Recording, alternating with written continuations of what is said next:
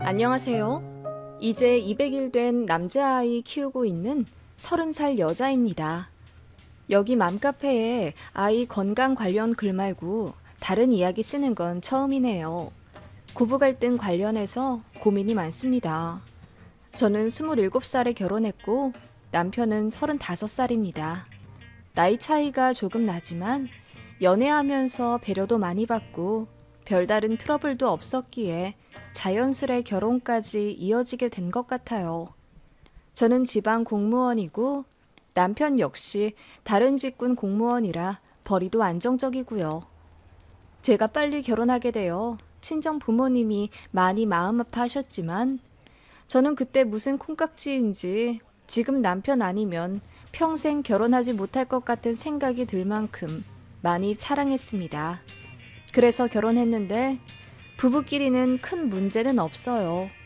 그런데 시어머니 때문에 충돌이 일어나기 시작했습니다. 결혼 준비하고 식 올리는 것까지는 무탈했어요. 문제는 갔다 와서였습니다. 신혼여행 다녀와 양가에 인사를 드리러 갔어요.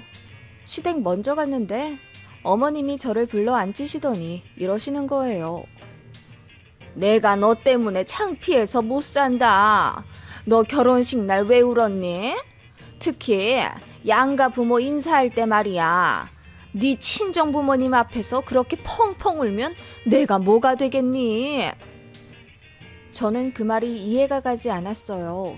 제가 그렇게 대성통곡을 한 것도 아니고 그냥 다른 신부들처럼 조금 울어서 헬퍼가 손수건 가져다 준 정도였습니다. 게다가 남편도 본인 부모님께 절하면서 울었거든요. 그런데 저한테만 그러시니 이해가 안 간 거죠. 어머님, 연수 씨도 울었는데요. 왜 저한테만 울었다고 혼내세요?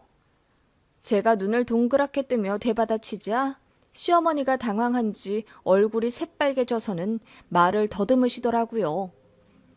그야 우리 아들은 조금만 울었지만 너는 아니잖니. 손수건까지 가져다 닦을 정도로 많이 울었으면서 누가 보면 시집살이 하러 끌려가는 줄 알겠다. 다들 내가 좋은 시어머니라고 생각할 텐데 너 때문에 오해라도 받으면 어떡하냐? 네? 어머님, 저는 제가 그렇게 많이 울었다고 생각 안 하는데요. 그냥 다른 신부들만큼 울었어요. 제가 한마디도 안 지고 다 받아치니 어머님이 기가 막히다는 듯 됐다, 말을 말자. 너 참 너무하는구나. 어른한테 예의 없이. 라고 하시며 급히 대화를 마무리 짓고 자리를 떠나시더군요. 그때 남편도 시아버지도 안 계신 상황이라 저 혼자 그 상황을 독박 썼어요. 너무 억울하더라고요. 어머님은 저랑 그렇게 얘기하고 거실로 나와 제 신랑이랑 아버님 앞에서 아무렇지 않게 일상 대화를 하시더군요. 지금 생각하면 신혼여행 다녀오자마자 기를 죽이거나 기강을 잡으려고 그렇게 무리수를 두신 것 같아요. 그래서 별것도 아닌 걸로 꼬투리 잡아 혼내신 거죠. 저는 너무 당황스러웠지만 어머님이 아무렇지 않은 척 하길래 그냥 저도 아무 말 안 하고 있다가 나왔네요. 그리고 시댁 나오자마자 남편 붙잡고 울면서 어머님이 이렇게 말씀하시며 혼내셨다고 하니 안 믿더라고요. 설마 무슨 그런 걸로 우리 엄마가 자기를 혼내. 자기가 말을 오해한 거겠지. 아니야, 큰 소리 못 들었어? 얼마나 호되게 혼내셨는데. 우리 엄마 목소리가 원래 크잖아. 내가 엄마한테 한번 말할게. 자기한테 말할 때는 좀 부드럽게 해달라고. 남편은 뚱딴지 같은 말만 하며 제 복장을 터지게 하더군요. 그래서 그냥 화를 내며 됐다고 했는데 그 다음날 기어코 긁어 부스럼을 만들더군요. 남편이 자기 엄마한테 전화해서는 며느리한테 살살 말해달라. 어제 무섭다며 울더라. 라고 했다네요. 그 말 들은 시어머니가 더 펄쩍 뛰었다더군요. 괜히 찔려 더 그러신 거겠죠. 내가 걔한테 무슨 말을 했다고 그래? 이래서 고부 갈등 하는 거구나. 별말 안 했어. 그냥 결혼식 때 너무 많이 울어서 안쓰러웠다고 했지. 걔 정말 웃기는구나. 이러다 내 아들 빼앗기게 생겼네. 어머님은 그렇게 말씀하시며 전화기 너머로 대성통곡하셨대요. 남편은 그런 어머님을 처음 본 터라 당황스러워 했다더군요. 두 여자 사이에서 누구 편을 들어야 할지 몰라 머리털 나고 처음으로 가장 힘들고 고민스러웠던 시간이라고 나중에 고백하더군요. 여튼 그 일로 어머님은 당분간 저희더러 시댁 오지 마라. 니들끼리 알아서 잘 먹고 잘 살으라 하셨고, 시아버지는 결혼 초부터 이러면 안 되니 어린 제가 조금 숙여들어와 미안하다고 사과하면 그 다음부터는 아버님 본인이 잘 조율해 보겠다며 저에게 직접 부탁을 하셨어요. 남편도 제가 한 번만 사과드리면 그 다음부터 잘하겠다고 싹싹 빌길래 제가 먼저 어머님께 전화 걸어 예민하게 굴어 죄송하다고 했습니다. 그랬더니 알겠다고 하시더군요. 그 이후로 저는 어머님 보기가 너무나도 껄끄러워졌어요.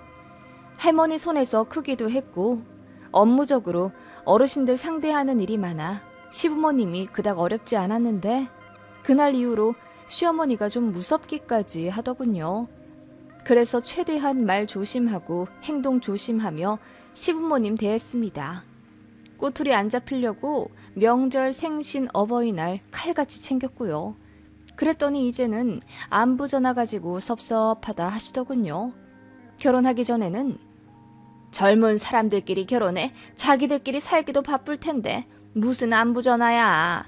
그냥 적당한 때에 잘 살고 있는지만 알려주면 되지. 난 그런 거 필요 없다. 귀찮기도 하고. 라고 하셨거든요.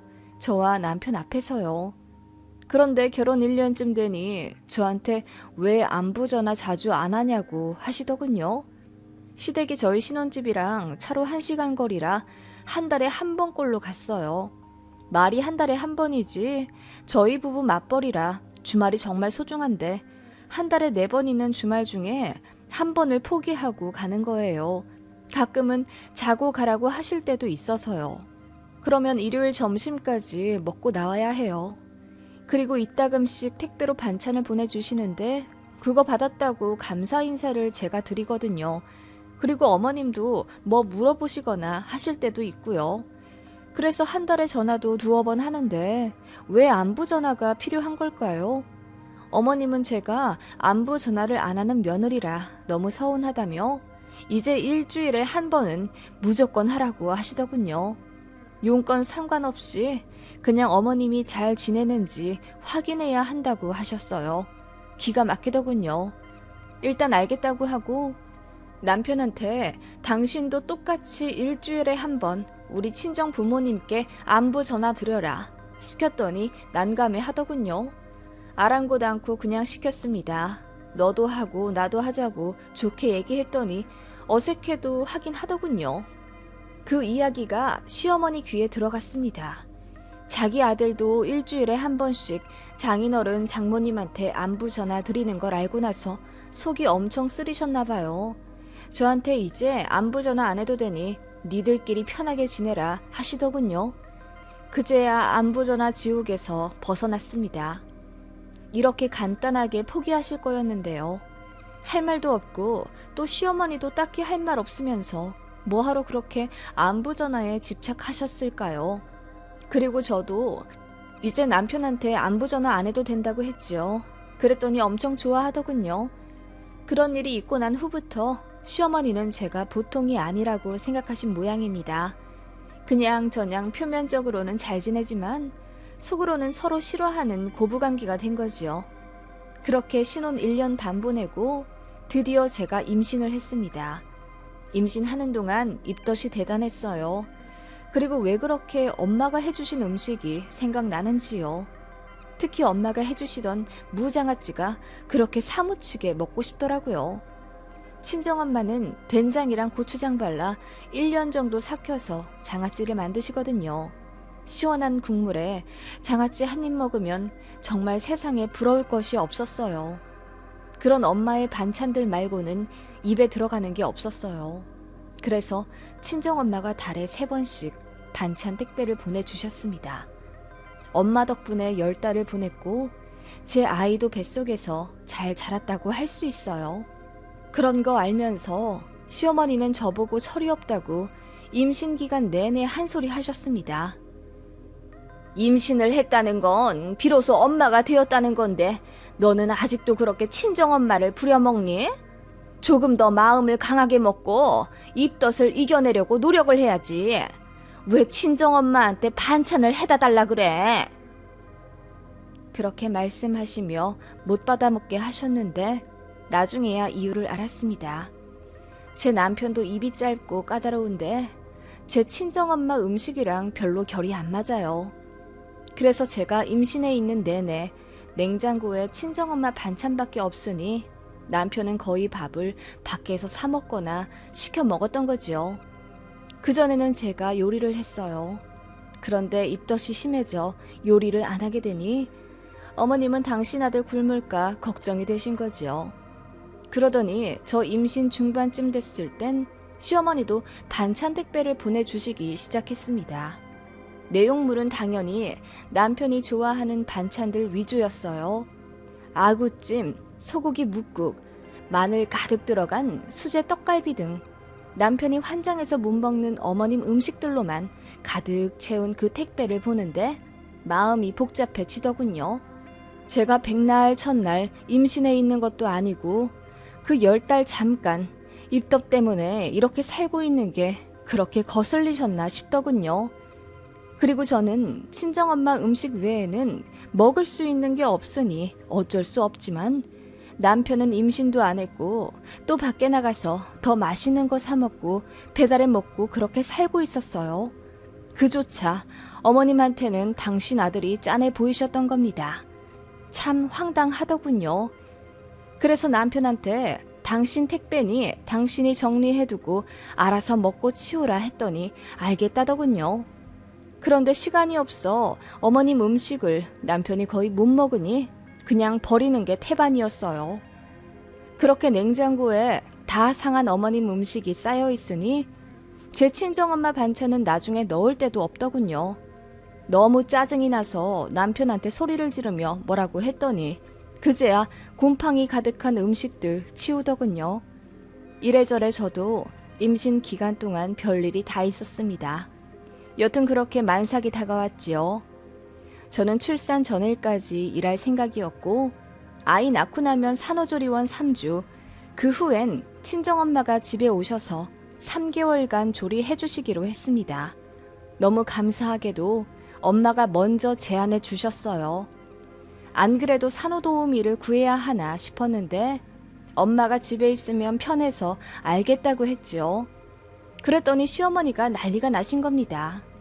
장남이 낳은 첫 손자가 태어났는데 어떻게 태어나자마자 외할머니 손에 맡길 생각부터 하냐며 저더러 너무 생각이 모자라다고 하더군요.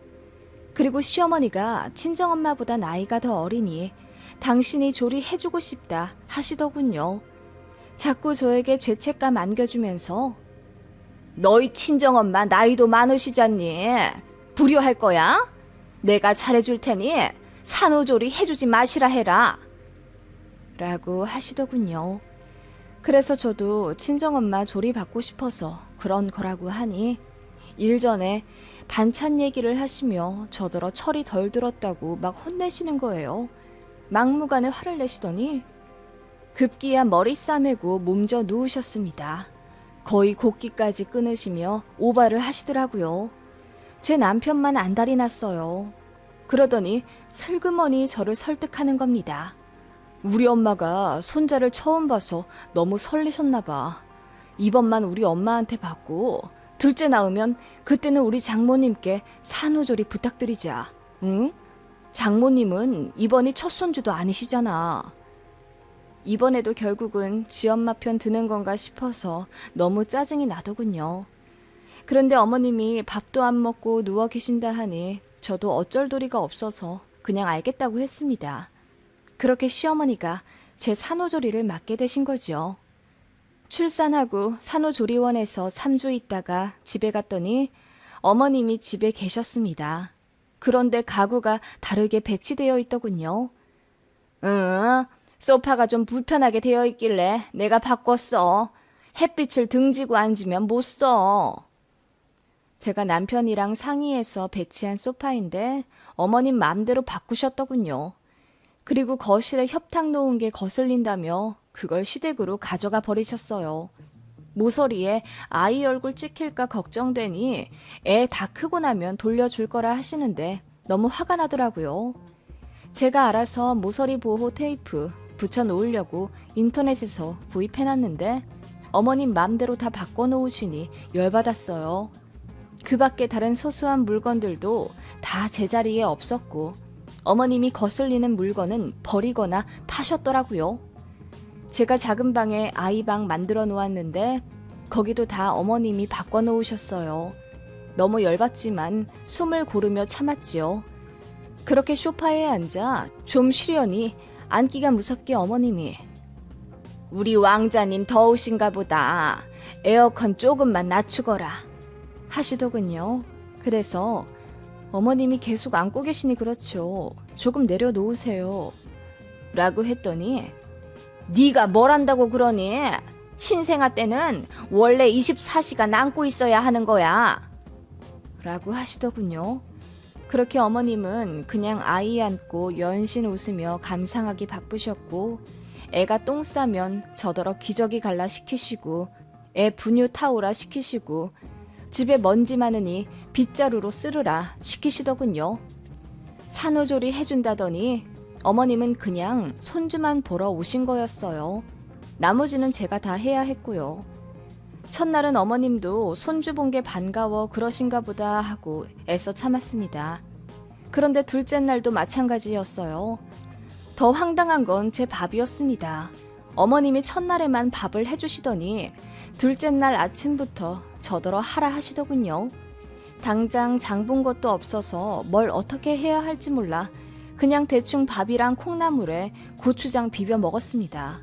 어머님은 다이어트 하신다고 도시락 주문하신 게 있어서 그거 드셨고요.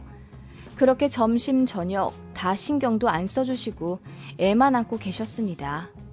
애 안고 TV 보고 애 안고 스마트폰 하고 애 잘 때 같이 주무셨어요.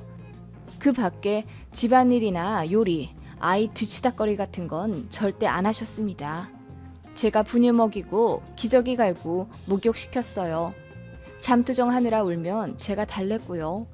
빨래 청소도 제가 하고 밥도 제가 해먹어야 하는 지경에 이르니 어머님이 왜 산후조리 한다고 와 있는지 모르겠더라고요. 게다가 어머님이 공짜로는 절대 안 한다 하셔서 달에 150만 원 드리기로 했거든요. 그래서 참다 못해 어머님, 저 산후조리 해주신다고 오신 거 아니에요? 솔직히 말해서 저 혼자 있는 게 더 마음도 편하고 애기도 잘 볼 것 같아요. 지금도 그냥 제가 다 하는 거잖아요. 그리고 밥도 제대로 못 먹고 있는데요? 라고 했더니 머쓱해 하시며 딸이 없어 산후조리를 어떻게 해줘야 하는지 모르겠다 하시더군요. 그러더니 다음날 아침은 본인이 차려주겠다 하시길래 철판 깔고 알겠다 했습니다. 그런데 차려주신 음식이 죄다 남편이 좋아하는 음식이더라고요.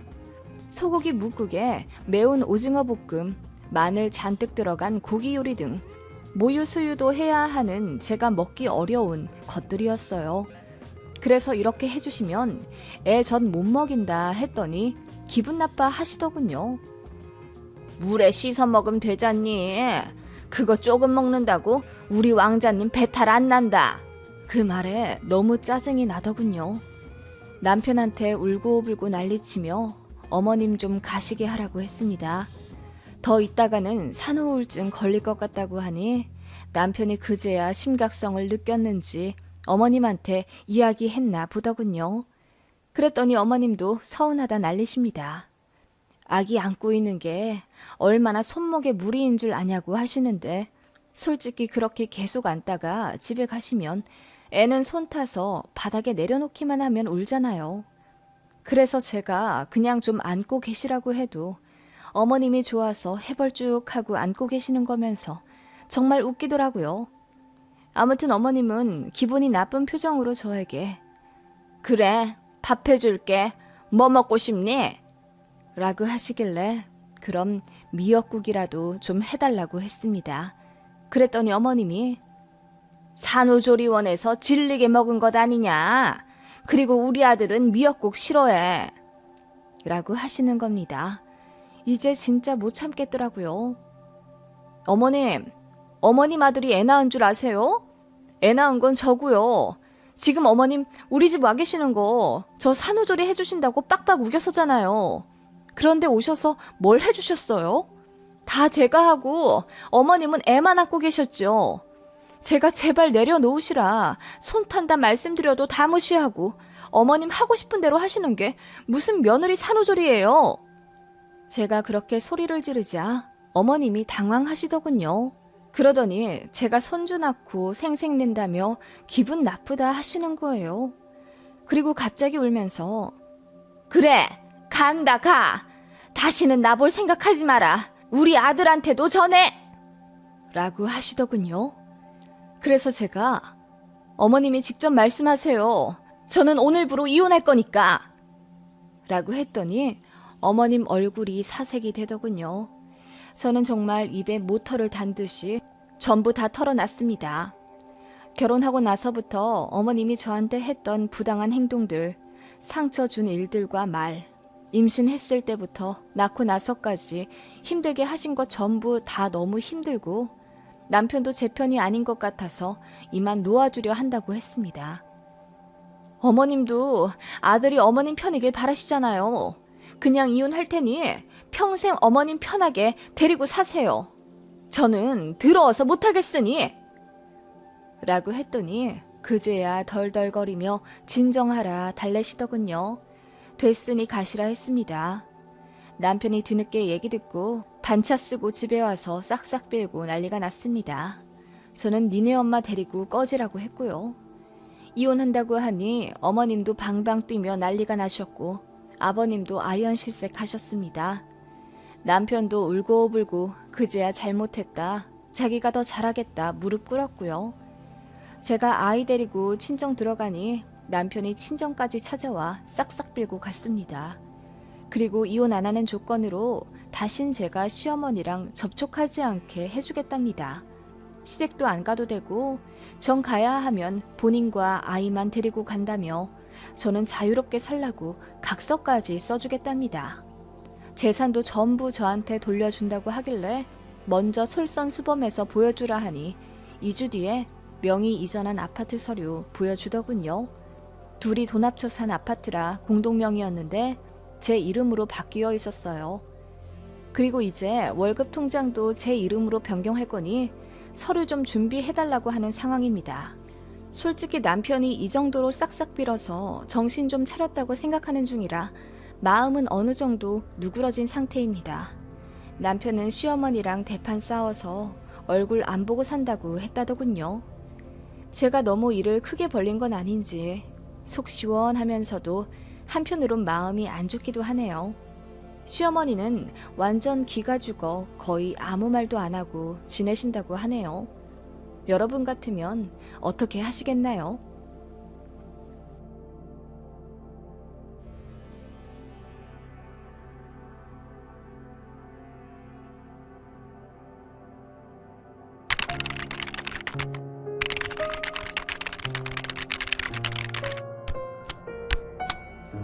안녕하세요. 저는 지금 10년째 온라인에서 아동복 관련 사업을 하고 있는 40대 초반의 아이 엄마입니다.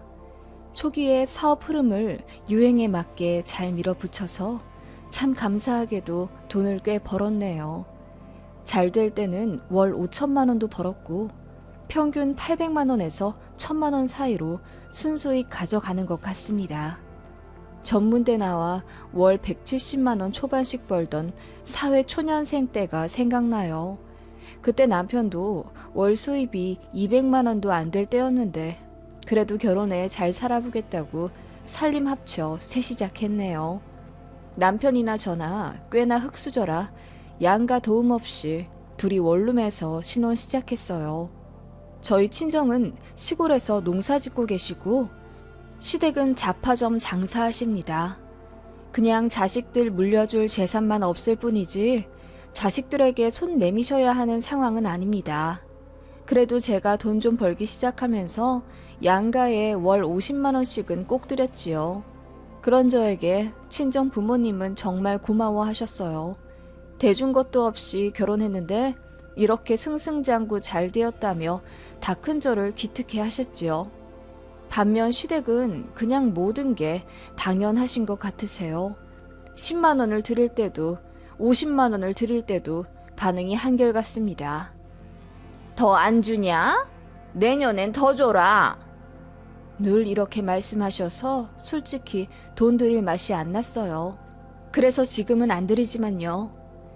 남편도 그걸 느끼고 저에게 많이 미안해하고 제 앞에서 시부모님께 며느리한테 좀 살갑게 말하라고 핀잔 줄 때도 많았지만 시부모님은 평생을 여유 없게 살아서인지 매번 그러시더군요.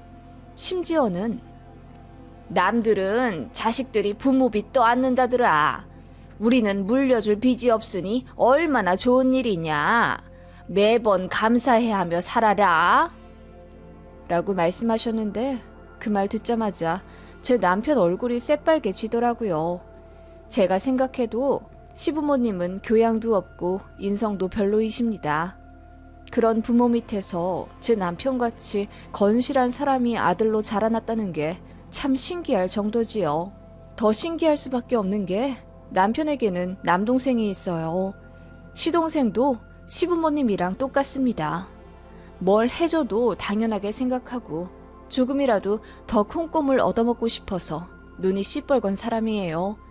그래서 그런지 연애도 제대로 못하다 겨우 선봐서 결혼할 뻔했는데 그마저도 파혼당하고 현재 나이 저랑 동갑인 40대 초반인데 여태 장가 못 갔습니다.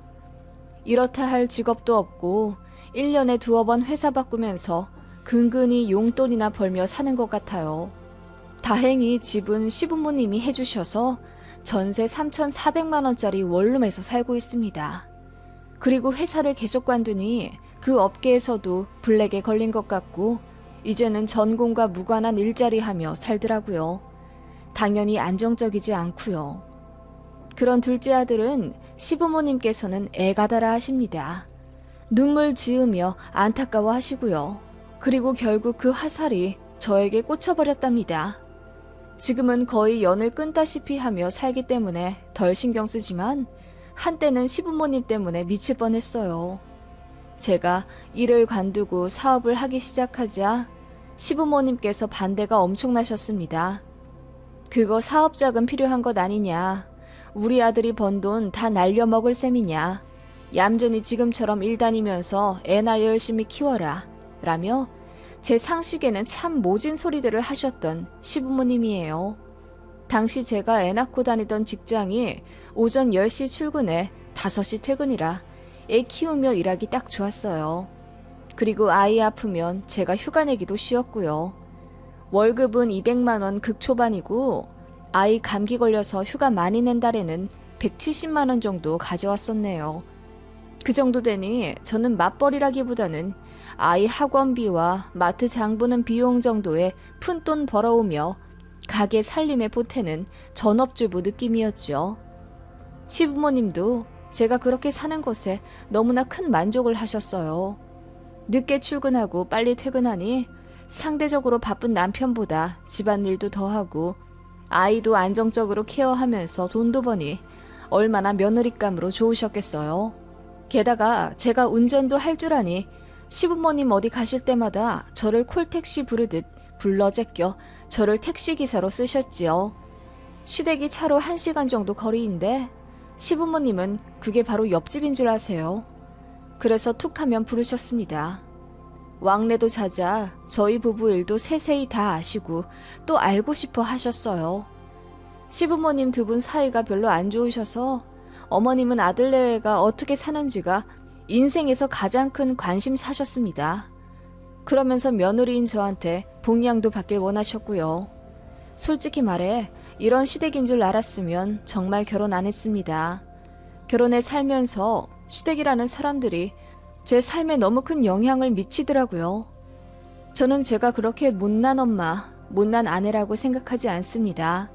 어쨌든 근무 시간이 남편보다 적으니 뒷바라지도 성실히 했어요. 남편이 일찍 나가고 늦게 퇴근하기 때문에 제가 밥, 빨래, 청소, 아이들 돌보고 교육시키는 것까지 도맡아 했고 저 덕분에 남편은 일에 집중하기가 쉬웠죠. 어머님도 그래서 안심이 되셨을 거예요. 맞벌이 부부라면 응당 남편들도 고생을 하는데 어머님 보시기에 며느리는 돈도 벌면서 시부모도 챙기고 손주들도 거의 며느리 혼자 다 보며 당신 아들 옷 빨래해서 단정히 입히고 아침마다 밥 해먹여 보내니 얼마나 좋으시겠어요. 하지만 저는 싫었습니다. 그렇게 두 아이나 키우며 결혼 생활 7년째 했을 때 제 마음에 큰 불씨가 생겼어요. 제 이름으로 사업 한번 해보고 싶다는 열망에 사로잡혔고 남편에게 일을 관두고 싶다고 했지요. 남편은 흔쾌히 허락했어요. 사업 자금도 500만 원 남짓이라 큰 부담이 없었고 남편 직장에 남는 사무실이 하나 있어서 거길 창고로 쓰게 해주겠다며 저를 밀어주었지요. 게다가 작은 애는 아직 유치원생이지만 큰 애는 초등학교도 들어갔고 혼자 학원도 다닐 수 있었기에 엄마 손이 덜 필요하게 되더라고요. 마음 먹었을 때 도전해보자 싶어서 큰 마음 먹고 퇴사하고 바로 사업 시작했습니다. 시댁에는 굳이 알리지 않았어요. 가뜩이나 잔 걱정 많은 시부모님, 특히 시어머니가 잔소리가 심해서 제가 퇴사했다고 하면 돈은 어떻게 충당할 생각이냐, 애들한테도 돈이 많이 들어가는데 어떻게 하려고 그러냐, 우리도 점점 늙어가서 용돈 더 받아야 하는데 그거 다 감당할 수 있겠냐 등등 반협박을 하실 게 분명했어요.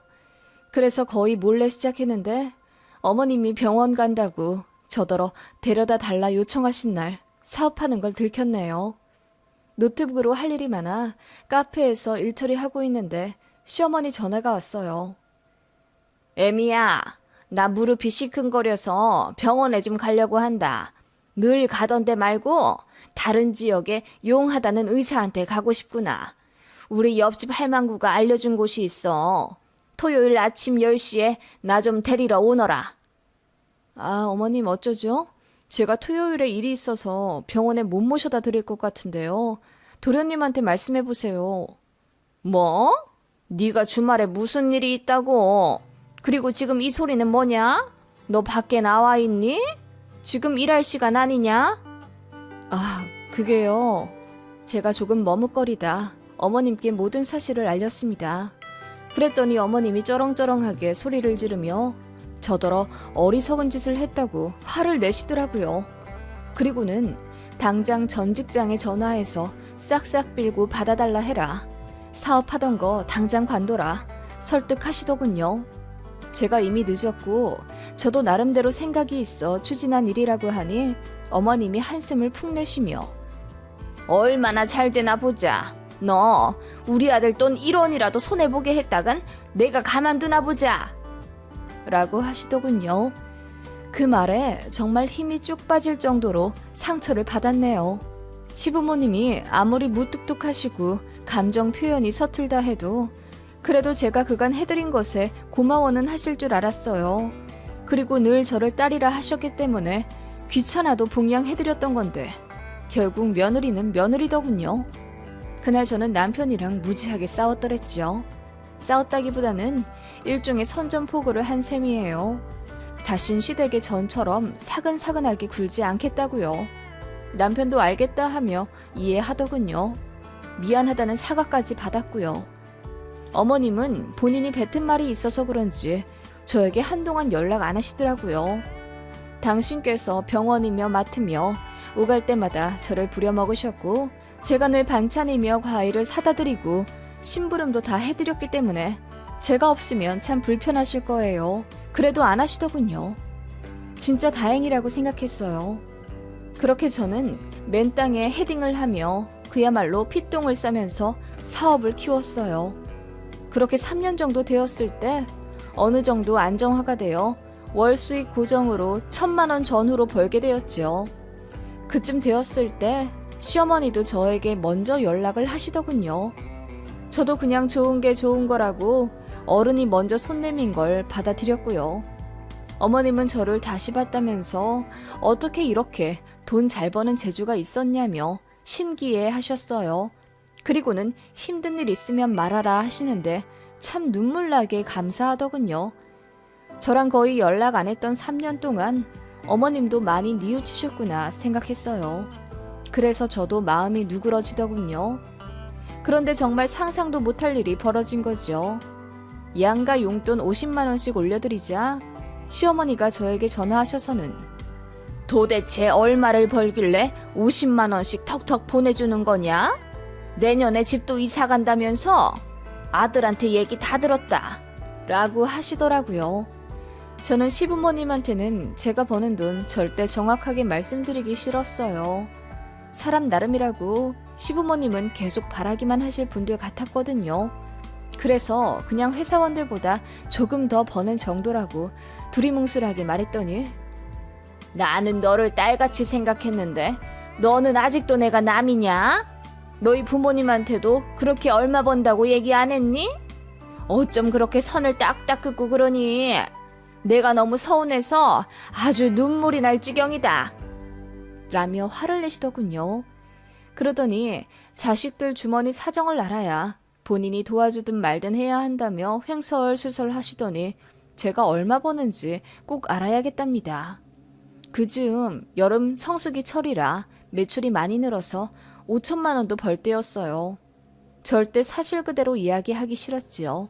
그래서 대충 많이 벌면 1,000만 원 정도고 더 궁금해하지 마셔라. 사업이라는 게 원래 잘 될 때가 있으면 못 될 때도 있다. 다음 달엔 얼마 벌지 아무도 모르는 거라고 어머님을 달래드렸습니다. 그런데 어머님은 제가 1,000만 원 이야기한 것에 엄청 놀라신 듯 하더군요. 잘 버니 좋다며 이왕이면 여유 없는 시댁에 돈 조금 더 써달라는 부탁과 함께 끊으셨습니다. 그 얘기 들으니 사실대로 이야기 안 하길 잘했다 싶더군요. 그런데 문제는 예상외의 곳에서 터졌습니다. 어머님이 제 남편에게 애들 엄마가 5월에 세금을 얼마나 냈냐고 물어보셨다더군요. 지금 생각하면 그거 시동생이 코치해준 대로 물어보신 듯 하고요. 제 남편은 아무것도 모르고 사실대로 얼마 냈다고 했고요. 그걸로 제가 얼마 정도 버는지 시동생과 추측을 한 모양입니다. 제가 달에 1,000만 원 훨씬 이상 버는 걸 알게 된 시어머니가 분노에 가득 차 저에게 찾아오셨습니다. 너 1,000만 원 훨씬 넘게 벌지? 우리 작은 아들이 그러는데 한 달에 3,000만 원은 넘게 벌 것 같다고 하던데? 그리고는 제가 사실대로 이야기하지 않아 너무 서운하다며 우시더군요. 저는 저대로 열이 받아 어머님, 제 남편에게 세금 떠보듯이 물어봐서 기어코 알아내신 어머님께도 저는 서운한데요? 사실대로 이야기하지 않은 건 저도 나름대로의 이유가 있는 거예요. 라고 했더니 어머님이 아무 말 못하시더군요. 그렇게 포기하시는 줄 알았는데 도련님이 진짜 끈질기더군요. 제 사업체를 뒤에서 조사를 했나 보더군요. 어디서 제 매출 추정액을 뽑아가지고 지 엄마를 드렸더라고요. 거기는 제가 월 5천만 원까지도 찍힌 금액이 있었어요. 시어머니가 그 종이 한 장 달랑달랑 들고 와서는 며느리가 이렇게 능력 있을 줄 몰랐다면서 동네방네 자랑했으니 책임지라 하시더군요.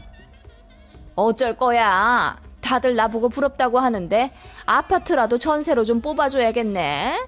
물론 농담이다. 나는 바라는 거 하나도 없어. 알지? 라고 하는데 어찌나 소름 돋던지요. 그러더니 제 손을 붙잡고 하는 말이 가관이었습니다. 나는 정말 바랄 것 없다. 우리야 다 늙어서 이제 죽을 날만 기다리지만 네 남편 동생은 얘기가 다르지.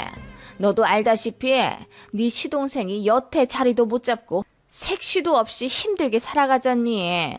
나로서는 정말 우리 막내가 눈에 밟혀서 죽지도 못하는 거야. 어머님은 그렇게 펑펑 우시며 제 앞에서 또 도련님 얘기를 하더군요. 뭐가 그렇게 불쌍하다는 건지도 모르겠더군요. 본인이 게을러서 일 안 하고 성격 이상해서 여자도 못 만나는 건데 어머님은 그렇게 여자들이 여우 같다는 험담, 세상이 아들을 알아주지 않는다는 착각에 빠져 저에게 하소연하셨습니다. 아무튼 어머님이 그렇게 또 도련님 얘기를 시작하니 뭐 돈백 쥐어달라는 뜻인가 싶어서 남편이랑 상의해보겠다고 하며 차갑게 내보내려니 어머님이 급하게 잡더군요. 그게 아니다. 아니, 너도 알겠지만 애들 키우며 사업 꾸리는 게 얼마나 힘들어. 예전에 일 다니면서 새아가니가 집안일을 하고 애들 키우고 다 했잖니. 그때 내가 마음이 얼마나 아팠다고. 그렇게 고생했으니 이제는 누군가에게 좀 맡겨놓고 쉬는 건 어떠니? 네? 애들 이제 다 커서 손도 별로 안 가고요. 많이 컸다고 이제 좀 덜 아파요. 병원도 자주 안 가고 저도 주에 2번씩 가사 도우미 이모님 도움받으니 한결 편해요. 저 힘든 거 없어요. 그래도 잘 생각해봐. 네 나이도 이제 40이 훌쩍 넘었는데 그러지 말고 더 앞길 창창한 네 시동생에게 일을 맡겨보는 건 어때?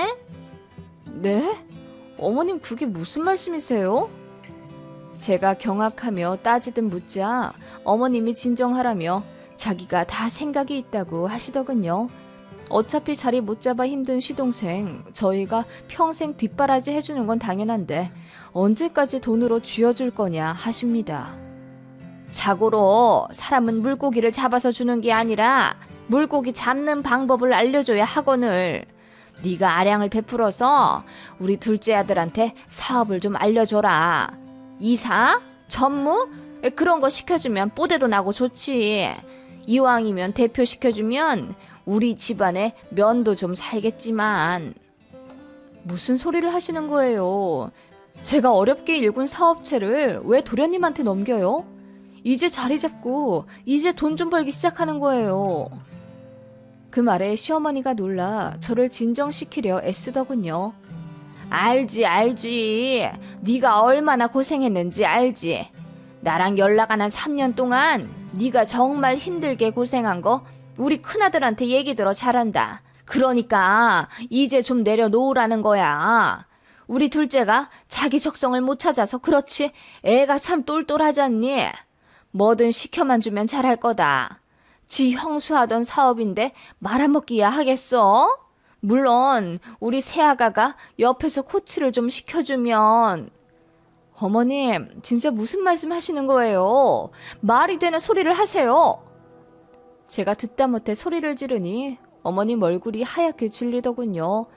그러더니 예상대로 제가 돈을 많이 벌어 시부모 무시한다며 엄청 기분 나빠 하시더군요. 그러거나 말거나 저도 어머님한테 정이 다 떨어지더군요. 그래서 앞뒤 생각 안 하고 질렀습니다. 어머님, 자꾸 딸 같다 하시는데 진짜 딸 같으면 이런 얘기나 하시겠어요? 그동안 만만한 며느리 부려먹고 사업한다 무시할 땐 언제고 이제 와 일 잘 풀리니 그것마저도 빼앗아 가려 하세요? 빼앗다니? 너는 네 시동생 잘 되는 게 배 아프더냐? 같이 잘 되면 좋은 거지. 같이 잘 되긴 뭐가 잘 돼요. 도련님이 아직도 직장 제대로 안 다니고 장가도 못 간 건 다 도련님 능력인 거죠. 여태 자리 못 잡은 사람이 대표직 달면 새 사람 돼요? 제가 뭐하러 무능력한 사람한테 제일 맡기겠어요? 다 같이 잘 되는 게 아니라 다 같이 골로 가는 거죠. 제가 처음으로 소리를 지르며 바락바락 대들자 어머님이 뒤로 넘어가시더군요. 그러거나 말거나 저도 하고 싶은 말 다 했습니다. 제가 얼마 버는지 말 안 해서 서운하다고 하셨죠? 이래서 안 알려드린 겁니다. 이래서 밑도 끝도 없이 바라기만 하고 누울 자리 있으면 발부터 뻗고보는 시댁이라서요. 그래도 그건 남편 가족이라 잘해드렸어요. 근데 그거 아시죠? 저도 남편이랑 이혼하면 어머님이랑 아예 남되는 거. 어머님이랑 저는 그런 사이라고요. 자꾸 딸 같은 소리해서 징그러웠어요. 그렇게 다 내질러버리니 속이 시원하더군요. 어머님은 입술까지 덜덜 떨며 저에게 질리신 듯 하고요. 그러더니 아들한테 다 잃어버리겠다고 오열하시며 가시길래 그러세요. 첫째 아들도 이혼남 만들어서 아들 둘 다 끼고 사심 딱이겠네요. 라고 했더니 움찔하시며 나가시더군요. 그렇게 어머님이랑 끝냈습니다. 그날 이후로는 어머님도 저에게 연락 안 하시고 저도 연락 안 해요. 남편에게 어머님한테 연락 안 왔냐고 하니 아무것도 모르는 얼굴로 무슨 일이 있냐 하네요. 사업체를 시동생 물려달라 하시길래 쓴소리 한번 했다고 했더니 남편이 얼굴 붉히며 미안하다고만 합니다. 돈도 안 보냈어요. 남편이 알아서 보내든지 말든지 할 겁니다. 전처럼 10만 원으로 줄여 보내는 것 같더라고요. 더 이야기하지 않았어요. 그냥 이대로 잠잠히 흘러가는 지금이 좋을 뿐입니다. 그날 이후로 시댁 관련 일이나 경조사 같은 건 오로지 남편이 다 알아서 하고요. 저는 명절에도 찾아가 뵙지 않습니다. 그냥 이렇게 사는 게 마음 편하고 좋다고 하니 남편도 그러라 하네요. 제가 너무 한 건가요? 얘기 아는 사람들은 다 사이다 같아 속 시원하다고 하긴 하네요.